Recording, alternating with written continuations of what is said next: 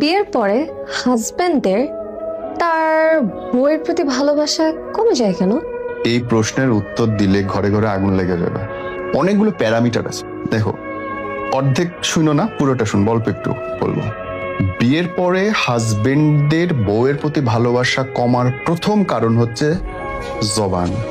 একটা ছেলে মানুষ সবচেয়ে অপছন্দ করে হচ্ছে কথা বলতে, কথা শুনতে। আর সেই জায়গায় তোমাদের মহান কৃতিত্ব আছে। একবার অটোমেটিক মেশিন চালাই দিবে, 72 ঘন্টা নন স্টপ সার্ভিস দেবে, কোনো চার্জ দেওয়া লাগবে না, মোবাইল কথা কুইক থাকবে। নাম্বার 2, খোঁচা দেওয়া, রেফারেন্স টানা, এটা সাবক্লজ।